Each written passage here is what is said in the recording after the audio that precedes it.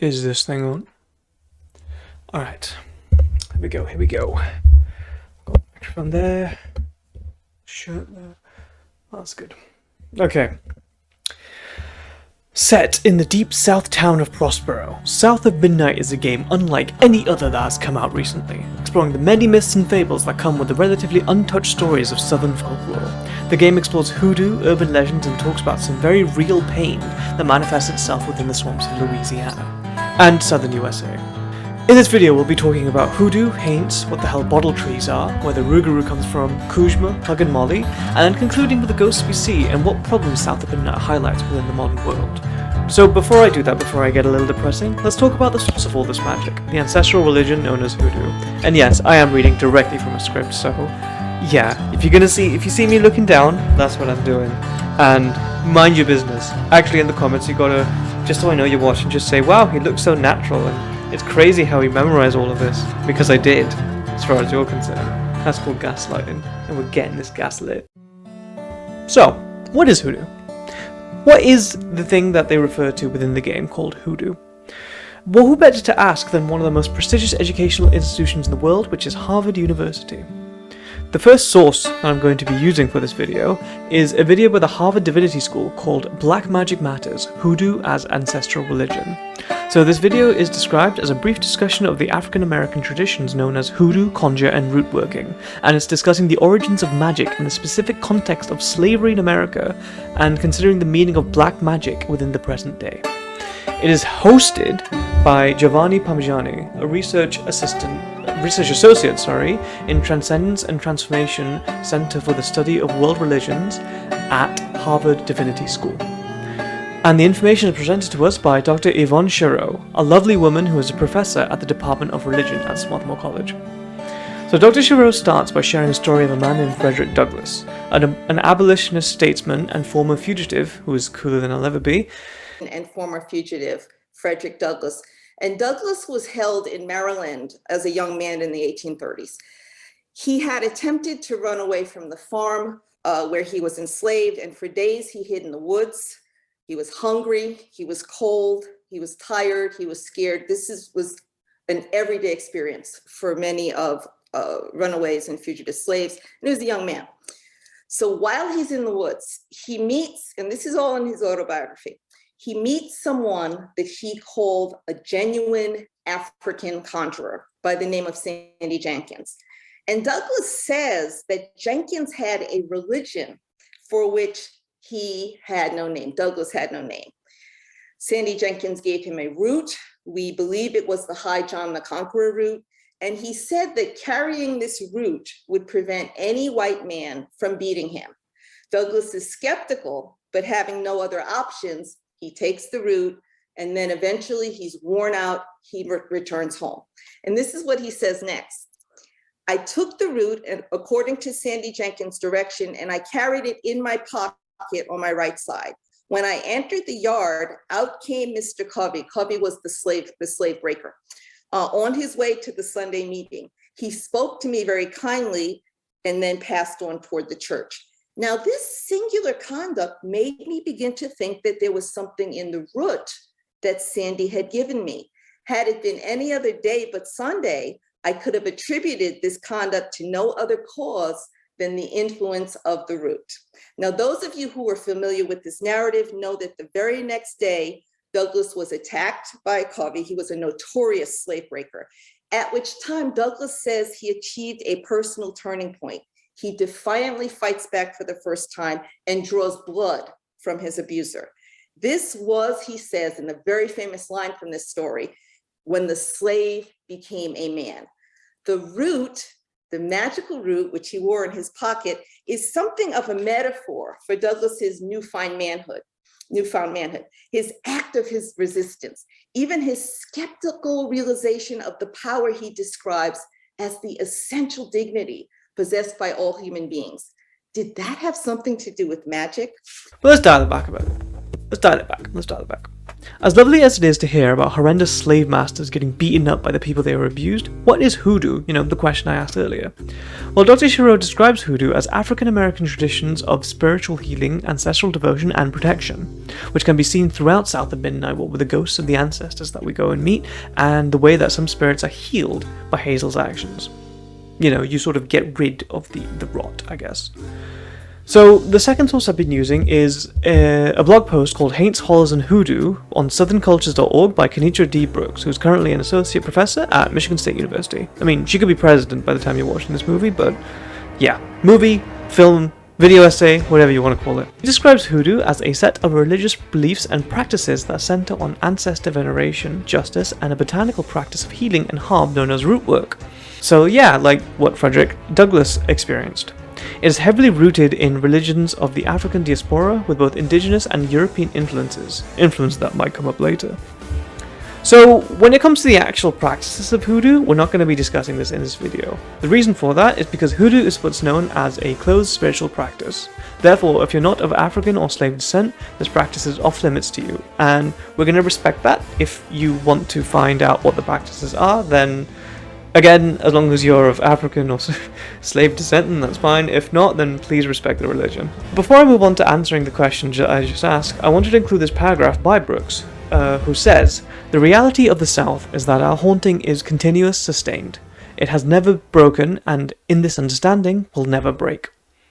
This is a statement of opportunity rather than doom. Understanding your present as coexistent with an active past acknowledges and sanctions the good haints that we need to remain around us, and influence not just the present, but the future." Hey, did someone say Haints? As you probably noticed, my shirt has changed. It's because it's been 5 days since the last time I recorded, so amazing. What exactly is a haint? Taken from a blog post from keithdotson.com, written by Keith Dotson, haint is an old southern word for a specific type of ghost or evil spirit from the Carolina coast, but found in tales from various regions of the South. Belief in haints probably originated from the Gullah Geechee people, descendants of African slaves in the Carolina Low Country and Barrier Islands. In South Carolina, haints are malicious ghosts, often seeking to steal or harm naughty children. Haint is also a Welsh word meaning infection. This translates to the game pretty well, as the haints and the spirits that we fight show up as an infection on the land. And the thing that Hazel does is that she disinfects the land. By getting rid of it, it all goes away and everything's healthy again. And, Heath Dotson goes on to mention Haint Blue, which is a colour specifically for protection against ghosts. We already see that in the game as well. We turn the haints on our sides using a little man crouton. Their colours go from red to blue. I mean, I wonder where else this symbolism was used. I really like this film. Haint Blue comes from Charleston, South Carolina, not North, up in the old US of A, where the belief in haints is so common that it spawned its own house paint, actually, called Haint Blue. But where is this tradition from? Well, to quote the blog post once more, in her History of the Gullah Culture, Marissa Polasak wrote, "There are many Gullah traditions, customs, and beliefs that are still being practiced today. For instance, the Gullah believe in witchcraft and paint their doors Haint Blue in order to ward off evil spirits and witches. There are some people in the Gullah community that are thought to have the power to protect people from evil. If the Gullah believe that their houses are haunted by evil spirits or are worried that a spirit will soon try to inhabit their dwelling, they will paste newspaper on their walls in order to distract the spirits from doing any harm." Let's learn a little bit more about haints themselves. In another blog post titled Cryptids of the South, Haints in the South by Elias Murphy for the East Tennessean Online, he also talks about haints and Haint Blue. In the most common lore that has become known, haints are specifically malevolent spirits that mean harm to the living. There's not much difference to them from any other ghost of that manner. Like most superstitions, there are easily ritualistic routines to follow in order to be left alone by these logos. Another source is in fact a painting site, which discusses Haint Blue. According to Doug Ireland, the author of this article, there is a specific colour of blue primarily found in the South that was introduced as a popular colour because of its ability to repel the spirits. And then goes on to talk about the Gullah and why they painted their doors blue in the first place. In the article he explained, the Gullah believed that haints were afraid of water, so they painted the doors, windows, frames, shutters, and porch ceilings a watery shade of blue that would hopefully repel any haints that approached their home with the intent of haunting it.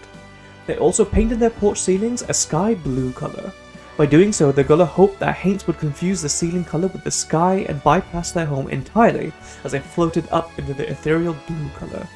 So I don't know whether that means that they're trapped in the colour or they just go through the house, but yeah, it is pretty cool. The whole concept of confusing the Haints with the sky reminds me of when the bellies of planes used to be painted blue during World War II. Some traditions never leave us, you know, be it painting things blue to keep them protected or using water to save us at times of need.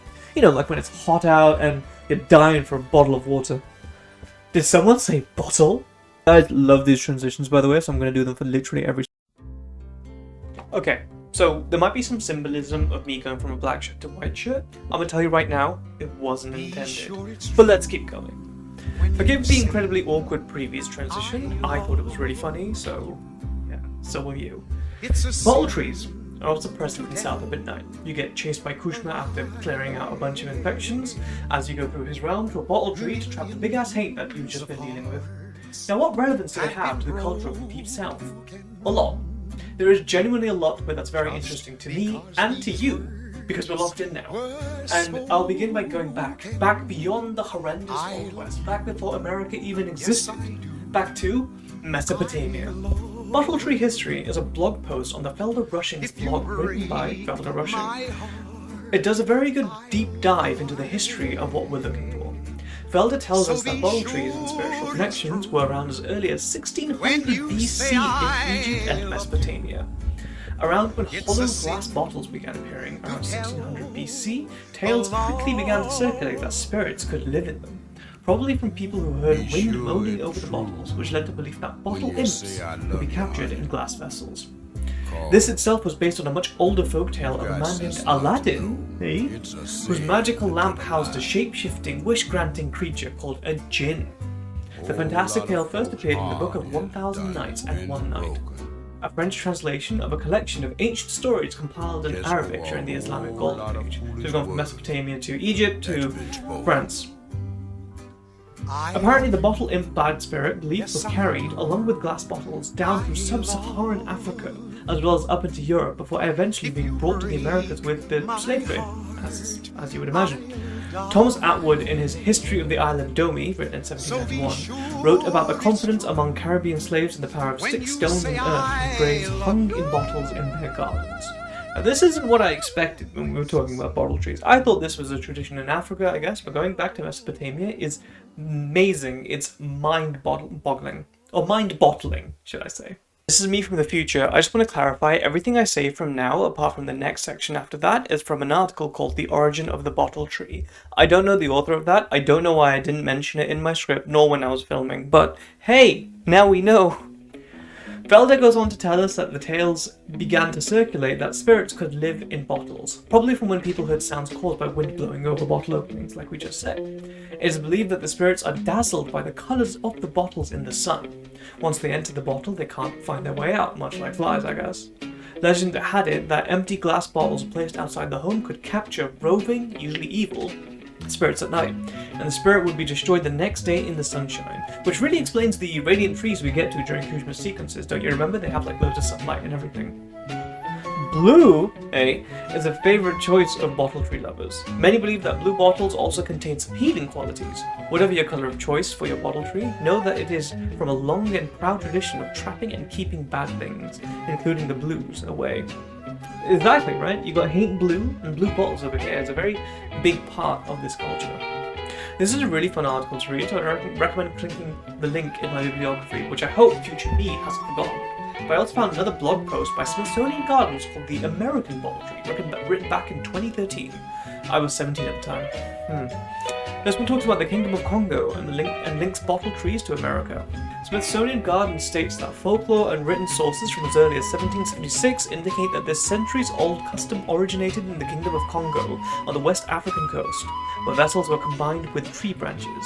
When Africans were brought to the Americas as slaves, some were able to continue this practice using whatever resources they had available. Variations appeared on islands in the Caribbean. The more familiar bottle trees we recognize today were likely a Creole invention, becoming particularly prominent in the southern United States from eastern Texas to South Carolina, where bottles were often placed on the branches of crepe myrtle trees.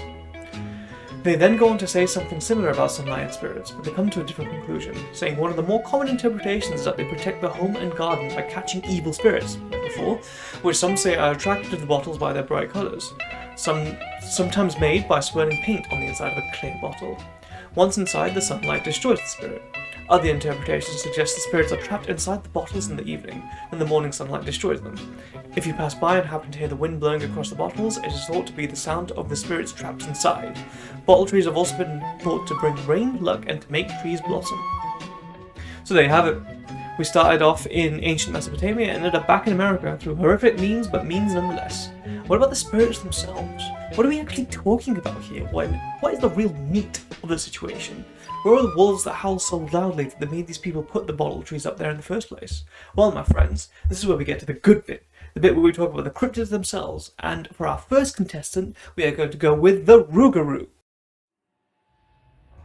Rougarou, the Swamp Werewolf. Not only is that an amazing title, it's also the title of another blog post from the Terrebonne Parish Library. Yes, this video today is just me collating a bunch of sources that are also collated from other sources, as this blog post pulled from Louisiana Legends and Lore by Alan Brown, American Myths, Legends and Tall Tales, and Folklore Figures of French and Creole Louisiana. I would buy these myself, but you have to remember I'm broke as fuck. The author of this piece is the lovely Lillian Lecomte. Thank you, Lillian. I hope you're out there sipping some tasty coffee right now, as I probably was when I wrote this script. So let's begin. Lillian starts off by talking about fairy tales, saying that parents raising families in the swamplands of Louisiana don't scare their children with stories of Dracula or the boogeyman.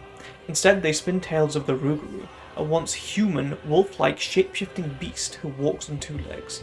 It looms over us, somewhere between 7 and 8 feet tall, it's just as tall as me. And it eats little children out past their curves. Now, our Rougarou in Prospero is an incredibly beautiful owl, not a werewolf, but owls also have 2 legs, as do humans. Lillian goes on to talk about the origins, saying South Louisiana's culture is heavily influenced by France, and the cultural legend of the Rougarou is no different, maybe.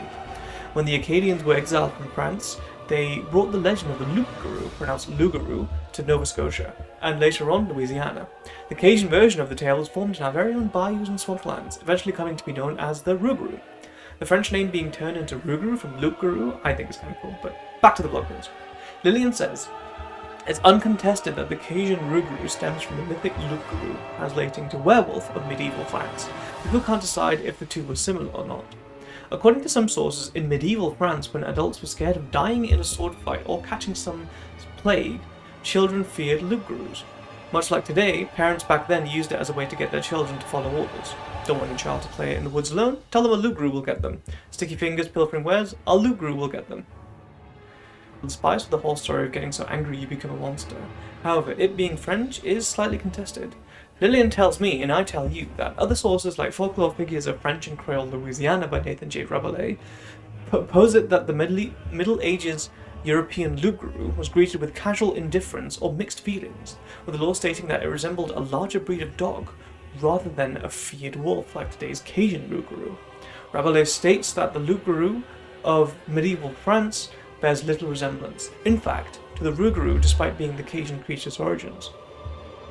There is, though, one account of the French loup-garou in Folklore Figures that says that an aspect of the law was the beast being enshrouded in themes of punishment and scare tactics. Depending on the area of France, if a citizen was shunned by the church and didn't repent, was excommunicated from the land, or hadn't gone to confession for 10 years, they would be punished by turning into a werewolf for a set amount of time. She then goes on to quote Nathan J. Rabelais in Folklore Figures of French and Creole Louisiana, quoting The Werewolf and Lore and Legend by Montague Summers. So to clarify, I'm quoting Lillian, quoting Nathan, quoting Montague. You're going to be the 5th chain of this, so we're all with one big happy family. The quote of a quote reads, in the Middle Ages, it was often believed that if any person had been denounced from the altar and remained impenitent, refused to make restitution and confess, the curse of the werewolf fell upon him. In Normandy, any man who was excommunicated became a werewolf for a term of 3 or 7 years. In Basse-Bretagne, any person who had not been shriven for 10 years nor used holy water could become a werewolf. In La Vendée, the man who was excommunicated became a werewolf for 7 years, during which he was obligated to haunt certain ill-omened and accursed spots. So to summarise, In the Middle Ages, they told you if you didn't go to church and confess everything you did wrong, or if you get excommunicated from Christianity, you will turn into a horrible monster. I'm sure there were no alternative motives for spreading such a story. I mean, I can't think of any. Can you? Anyways, the question becomes, can you turn back? Thankfully, I have quoted Lillian again, telling us how you can become human once more. Depending on the version of the story you read, turning back human is either easy peasy or hard to come by, Rougarou or Rougarou wise. For Rougarou has been transformed for 101 days, and you can turn back by biting a human, thus passing the curse of the Rougarou to someone else. Less commonly, you can track down a witch and she can transform you back human. The most common that I've heard is using the power of confusion. Setting out 13 of the same items, usually pennies, on your doorstep not only protects you from a Rougarou, but changes them back human.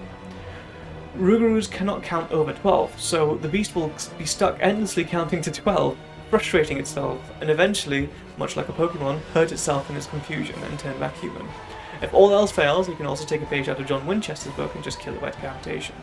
John Winchester is also known as Negan, Conquest, and Jeffrey Dean Morgan. Biting a human is traditional, as is finding a baddie witch to fix you, but the power of confusion is a surprisingly funny twist to the werewolf tale. Also, werewolves' brains being coded in base 12 and getting mad when you go over it is quite interesting. That would have been a cool way to implement into the game. No, another time. But anyways, that's the Rougarou for you. Hopefully you guys can sleep well at night knowing how to tackle Louisiana's hairiest horror and get out unscathed. But when you push your head towards that pillow and your mind swims in the realm of dream, you might get attacked by the one who runs the show, the main villain of the game, a big swath of smoke chasing you down at every point. That's right, ladies and gentlemen, and everyone in between. Now we're talking about Kooshma himself. I know I'm in flannel now, it's because it's been a couple days, but we're gonna move on Kooshma. But yes, Kooshma. Let us begin this second spooky section with a tale from 2020, from Academia, Louisiana, about a man named Richard Lewis and how Kooshma haunts him. The video for this article did not load at all, so you're gonna hear my silky smooth buttery voice lube up your ears once more. In Russia, it's called Kikimora. The Turkish call it Basti or Basti. And Bast, you know, like Black Panther. Here in Acadiana, many different names are used to describe sleep paralysis. For Richard Lewis and his nephew Ditania Johnson, it is known as Kooshma. When it takes over, Lewis said, you cannot move. Your body is paralyzed by fear and then you wake up. Somehow I was able to raise up my arms and get myself out of bed, Lewis explained as he described his experience. When I hit the floor, that's when it stopped. Lewis remembers that night vividly. He said it still frightens him today. When you don't know what you're going through and then you explain to someone who is older than you, they tell you that was Kooshma. When Johnson was 3, his mother moved back to New Iberia. He grew up hearing these stories from Lewis and other family members. The tale never changed over the years, Johnson said. It was always a demon or a witch that would smother you in your sleep. I was also a person that wanted to know more, but there never was any more, or there was never more. Johnson did finally get more, an experience of his own. I was screaming out for someone to help me, Johnson said, but in that state it was like I was drowning. When I came up out of it, I was holding a pillow over my head. Basically, I was smothering myself. In my mind, I was being held underwater and drowning. I was actually smothering myself. That was hard to handle. It was those tales and that experience that led Johnson to write not one book on Kooshma, but 2. Down south, they have to have an explanation for everything, Johnson said. What they don't know, they make up. Besides the folklore of Kooshma, there are hundreds of thousands of folklore that the other people come up with. This resonated with me, to go this route, because of the experience. There is nothing like having an experience that you can write about. It's more believable to you once you write it, and the more people read about it and hear about it, they actually experience it. Today, Johnson is still writing. He hopes to bring his stories to the big screen. Lewis, while proud of his nephew, says he hopes that Johnson is not stirring up anything by delving deep into Kooshma. So that's the article. To those who know what this experience actually is, like me, this is sleep paralysis. I experience this every time I wash my sheets, funnily enough. The smothering feeling and seeing demons is all too familiar, so that's my current theory on what Kooshma manifested as in the past. I mean, it's not really something fun to go through. I'm not surprised people of the past, in 2020, thought that it might be a demon smothering you, because if you don't know what sleep paralysis is, it might as well be. And even if you experience it, it might as well be a demon smothering you. And this is a side note, I once had a recurring nightmare about a kid in my class who would throw his hand up and then a paralyzing light would come out and I couldn't move. I hadn't had that dream since I was 12, but I'm 28 right now and it came again by the time I was writing the script, so it must have been a couple weeks ago. This time though, I grabbed the kid's hand and then relentlessly started punching him in the face, so you know, sleep paralysis is a very weird thing, if that can summarize it for you. But where did Kooshma actually come from? I am sourcing another blog post by 64 Parishes called Louisiana Folktales by Nathan Rabelais, which tells us a little more, namely bringing up France and Creoles again as well. Another example is Kooshma or Cauchemar, nightmare in French. Mostly widely known among Creoles of colour, Kooshma is generally thought of as a malevolent spirit, often portrayed as female, who holds one down during restless sleep. While many folk traditions throughout the world have their own beliefs explaining the very real physiological phenomenon of sleep paralysis, Kooshma often overlaps with Catholicism in that it is presumably a punishment for sins. Likewise, specific prayers or religious objects are purported to keep Kooshma away. Again, when something horrible happens to you in the past, you have to turn to the church to get rid of it. And again, there are no ulterior motives spotted behind this type of thinking. But anyways, there you go. At least we solved one mystery today. Kooshma was just sleep paralysis in the end. Doesn't make it any less scary, but at least you guys know you didn't do anything to make it happen to you. And that there was no cure inside. And that there's no cure inside. That's me. I'm sorry. You look like you need a hug after that one. Well, come... Oh wait! Did someone say hug? Yeah, we're not talking about me. We're talking about Huggin Molly. Okay, so my favourite part of this so far is the transitions and the fact that my shirt changes every single time. Now, the reason for that, you may be thinking, is I'm recording this on different days. No, the reason for it is I change my shirt every single topic, and we've recorded all of this in one night.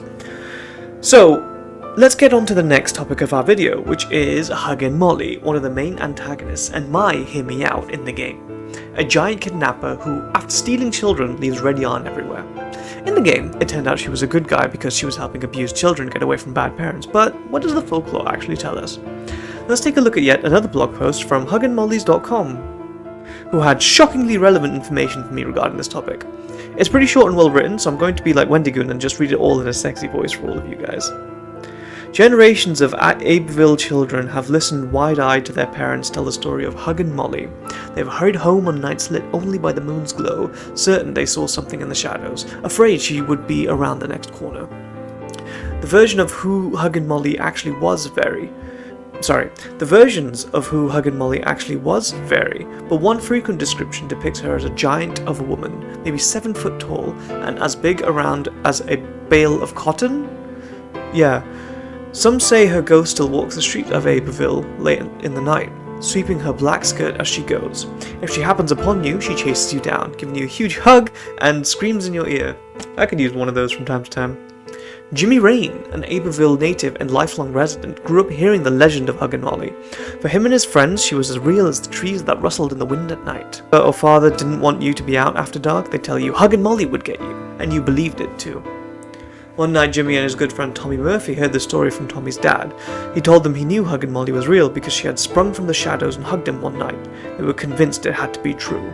Doesn't really make any sense because if she hugged you, you would have been gone, but whatever. To this day, hearts beat faster as the moon rises in the sky over Abbeville. Huggin Molly, dressed all in black, could show up at any time. So there's a pattern really with these creepy cryptids I found, one of them being tall tales told to troubling teens to stay inside. But I wanted to really get to the bottom of this. I wanted to see if there were more to this story. I wanted to travel to the south and find out for myself. I had neither the money nor time to do this, so I found a blog post from Feminist Travel Guide by an author named Frivolous Comma, which is a cool name. On a cold, dark, rainy night, so bitterly cold, damp and dark, when even streetlights won't burn and the striking of a match refuses to yield the tiniest flames, on nights like this, Huggin Molly comes out of her lair and roams the streets of Abbeville to see whom she can find. Abbeville is in South Carolina, by the way, nowhere near Louisiana. Or maybe it is, and my woke European mind can't handle the distance.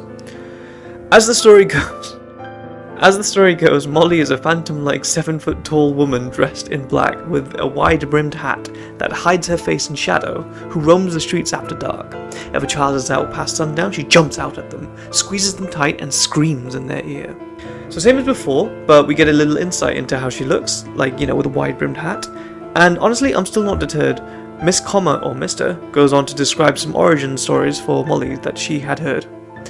One of the more popular versions of the Huggin Molly story is that she was a woman who tragically lost a child and was driven mad by grief, causing her to wander the streets at night. She sought out other children to hug in an attempt to cope with her sorrow. Another paints her as the vengeful spirit of a murdered woman who seeks justice for her death by looking out for other young people out alone at night to prevent them from meeting a similar fate. Some believe she was a witch, a la Hansel and Gretel, squeezing children to see if they were plump, and others say she was a teacher at the former Alabama Agricultural School who was trying to get her students off the streets at night to keep them safe. Question is, where does it come from? It's no secret that Abbeville, like all southern towns, has a dark and tragic past. From European settlers struggling to survive in a harsh new world, slavery, of course, the atrocities committed against the Creek Nation, and the harsh reality that African Americans faced every day during the segregation, to lynchings and acts of sexual violence against women that more often than not went unpunished. It's highly plausible that Molly's legend grew out of a very real fear of being out on the streets after dark. Yet there have also been documented sightings of this mysterious woman in black since the 1900s. Probably not now that there are cameras, but, I'm not going to be a skeptic more. In 1920, Mac Gregory, an Abbeville native, was walking home from his high school job as a grocery store delivery boy. It was getting late, and he thought he sensed someone behind him. He turned around to check and saw a figure following him a ways back.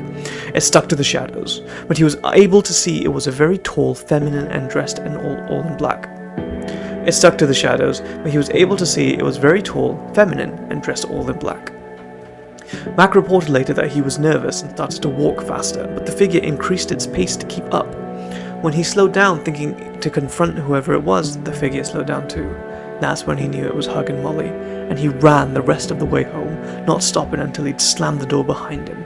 When he looked out the window, the ghostly spectre was gone, but her message stayed with him, and he never did another night delivery ever again. A similar report came a few years later from the mother of another teenager who was late getting home. Worried about where her son might be, she'd gone onto the porch to see if she could see him. Sure enough, there he was, hurrying up the sidewalk.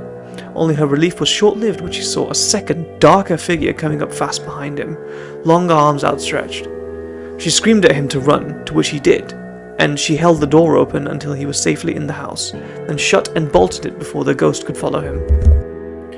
The most recent sighting I was able to find happened in 2010. A local teacher was leading a cemetery tour for the town's annual Heritage Festival when a ghostly figure in black appeared between the headstones. She stated that it vanished almost as quickly as it had come, but that everyone in the group had seen it and were badly shaken. She then goes on to describe how she went hunting for Molly and didn't end up finding her, which is a pretty fun read, which I would recommend to you because I'm linking it below. But that's that. Huggin Molly isn't any different to many other tales people tell kids to get them to sleep well at night. What a relief, eh? I'm going to say she was promising something different to what she seemed, kind of like a catfish? Alright, cool. So, just to clarify, this is the day after, I believe. We've recorded 2 days in a row, so it's pretty good for me. Anyways, what are we going to talk about? We're going to talk about the catfish now. In Hazel's violent adventures, she is guided by the smooth-talking, tattooed, and bedazzled catfish. He's obviously fucking huge, and that's the aspect I'm going to go down in this section. Do giant catfish exist? Can you tell what I really believe based on the tone of my voice? In an article called Do Giant Catfish Really Exist by J.R. Sullivan for Garden and Gun, Mr. Sullivan goes on a hunt for stories and tales of this mythical ginormous sea creature down in the deep swamp waters. His findings lead to a lot of stories, but not a lot of truth. A fascination with and fear of big cats, as Mitchell regularly witnesses, is nothing new, nor is it exclusive to the United States. By cats, he means catfish, not like tigers, by the way. From about 1600 to 1870, the Japanese, for example, believed in an orca-sized mythical whiskered fish named Namazu, who controlled flooding and rainfall. In 1855, when a 7.0 magnitude earthquake rocked the city that would later become Tokyo, claiming 8,000 lives, locals believed that Namazu wrought the devastation, a punishment for their wrongdoing. Stateside, tales of giant cats date back to at least the end of the 19th century. In Mark Twain's 1883 memoir, Life on the Mississippi, he writes of having seen 6-foot, 250-pound catfish in the river, which, if true, would dwarf the standing North American record, a 143-pound blue cat, caught in Kerr Lake on the Virginia-North Carolina border in 2011. Moreover, a widely passed around photo of a catfish in the neighborhood of 800 pounds, purportedly taken in 1914 in Hardin Country, Tennessee, further propagated the belief in huge cats. He's big, isn't he?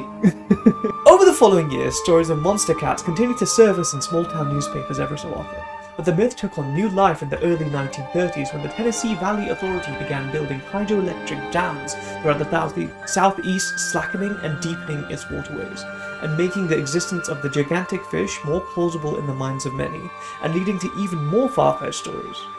In the 1970s, a rumor persisted around Caseyville, Kentucky, that a fisherman found a human baby in the stomach of a large flathead cat, according to the American Folklore and Encyclopedia.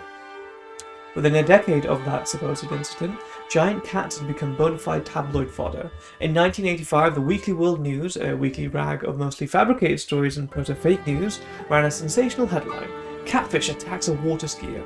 The story details how an 11-year-old boy endured a vicious attack with bite marks up to his knees to prove it. J.R. Sullivan, like me, proved to be a little bit of a skeptic despite the sheer mountains of pure, unadulterated, pure-cut evidence straight ahead of him.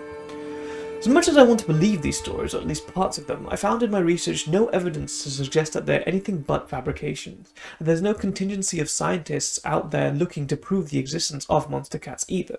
Like any good tall tale, these stories contain a shade of truth, making them seem at least vaguely plausible, a possible explanation for their longevity and wide distribution. To wit, there are indeed monster catfish, the whales that can grow as large as 300 pounds, but they're native to Eastern Europe, not North America. So in the end, giant catfish are just a tail as tall as their tails. The rumours remind me of the story of the giant koi. The ones that electrocute you are exclusive to Sekiro though, or so I've heard. Now we've come to the end of our cryptid discussion, and I want to thank you for sticking with this video for so long. You've helped me make a bunch of money.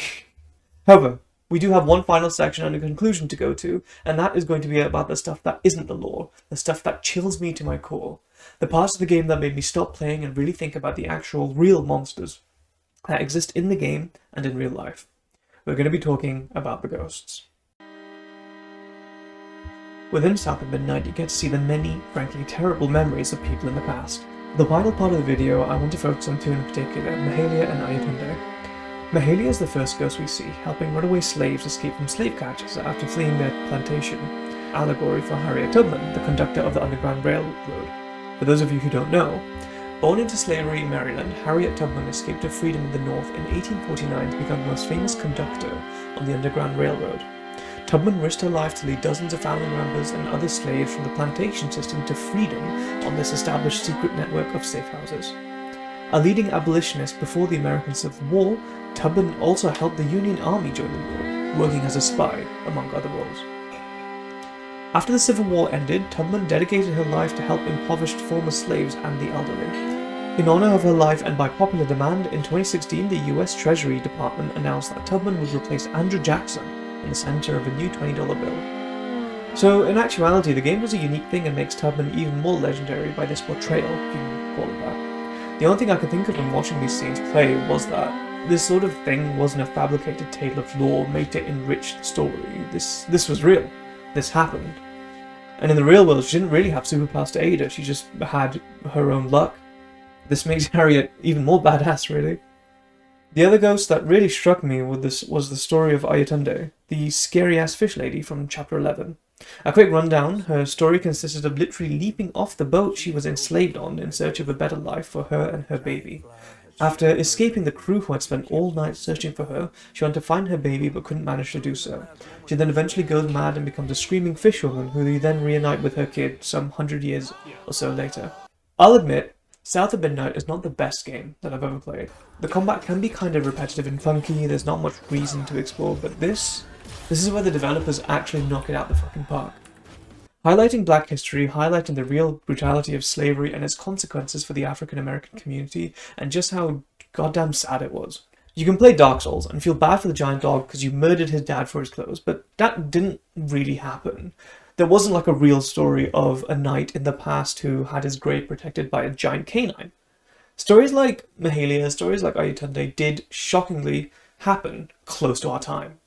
It's probably one of the only games I played where I had to stop and really think about what I was watching, and how there are hundreds and thousands of stories filled with cruelty regarding slavery around that time that did not ever get the justice they deserved, unlike in the game. But you know what? That's in the past, right? Racism was so turn of the century. It's not like racism is alive and well in this day and age. Certainly not. 1921, the Tulsa Race Massacre. The Tulsa Race Massacre took place over the course of 18 hours on May 31st to June 1st in 1921, where more than 1,000 homes and businesses were destroyed and estimates of deaths ranged from 50 to 300. Why did it start, I hear you asking? Well, a man named Dick Rowland, an African-American shoe shiner, supposedly stepped on a woman named Sarah Page's foot. Sarah was a white elevator operator. She screamed, and the next day, the Tulsa Tribune, which was the city's afternoon newspaper, reported that Rowland had attempted to rape Page. To cut a long, violent, and horrible story that I can't do justice short, this led to rampant violence where Tulsa police officers would deputize members of the roaming lynch mob. And deputize means to appoint someone as a substitute, like a police officer authorizing a citizen to make an arrest. Or in this case, get a gun and get a... You can guess what that word is. I'm going to put it up here. I'm obviously not going to say it. This led to the destruction of Greenwood, the African-American district, with homes and businesses looted and set on fire, murders of black folk, and even some witnesses saying airplanes were used in this attack. I mean, airplanes. This was state-sponsored violence against African-American folk over, what, a man stepping over a woman's shoe? And you want to know what the worst part about this is? Despite overwhelming evidence, no whites were ever sent to prison for the murders and arsons that occurred during this massacre. They just got away with it. But I know what you're thinking, right? Like, why am I bringing up this story? That was 104 years ago. Things have changed, right? Surely state-sponsored violence against African Americans doesn't go on to this day, right? Right? I think we both know what I'm about to bring up here. George Perry Floyd Jr. was an African American man murdered by a white police officer named Derek Chauvin in Minneapolis, Minnesota during an arrest made after a store clerk suspected Floyd had used a counterfeit $20 bill. Unlike with the Tulsa Race Massacre, Derek Chauvin was actually convicted on 2 counts of murder and sentenced to 22.5 years in prison. The other 3 police officers at the scene were also later convicted of violating Floyd's civil rights. His death sparked off global protests against use of excessive force by police officers against black suspects and just the complete lack of police accountability. This led to Black Lives Matter and the more racist version, Blue Lives Matter, and to this day, whenever I hear George's name, my mind thinks to all the people who didn't get justice and who probably never will. I'm not going to go on much more about George Floyd. I think I've made my point, but I know what you're thinking, right? Okay, the police are bad, but surely the American people themselves aren't racist, right? Even if they are racist, they look down upon people being racist towards innocent African Americans. I mean, hell, George was arrested. Do you know they wouldn't support like a racist yelling at a child? On April 30th, 2025, a woman went viral for screaming the N-word at a 5-year-old child. You read that right, a 5-year-old bloody child. The kid wasn't doing anything wrong, but she decided to be a racist cunt and managed to spark the flame of virality. The big issue for me wasn't really this, funnily enough, but what came after. She decided to start fundraising on a Christian fundraising platform called Give, Send, Go, and she accumulated over $700,000, probably even more by the time I finished recording this video. The donators' names are even worse, ranging from such wit like Hitler's friend to Repeal Civil Rights Act, who only donated $14. Like, imagine being broke and racist. Pick a struggle. I wanted to include this final incident to really show how far we've stepped back. Back before COVID, which was 2020 for anyone watching, you wouldn't dream of anyone being this brazen and racist being rewarded with anything but shame. They would make a tearful apology and then be sent to the unemployment corner forever due to their digital footprint. But society has seriously regressed when we're at a point where nearly $1 million is donated to someone saying such vile things to a child. Like, what the fuck is going on? South of Midnight highlights the pain in the past, but to me it also showed that the same racism that lived in the American ancestors Hazel encounters has not gone away, and real life truly reflects that. It's a terrible shade of humanity that day by day gets more mainstream, and I don't like it. It's not how things should be. And people like us, me and the one person who actually made it this far, need to be active in stopping it. We need to not just be neutral, we need to be vocally against such heinous acts and make being a racist fucking terrible again. If not in society, then in our circles.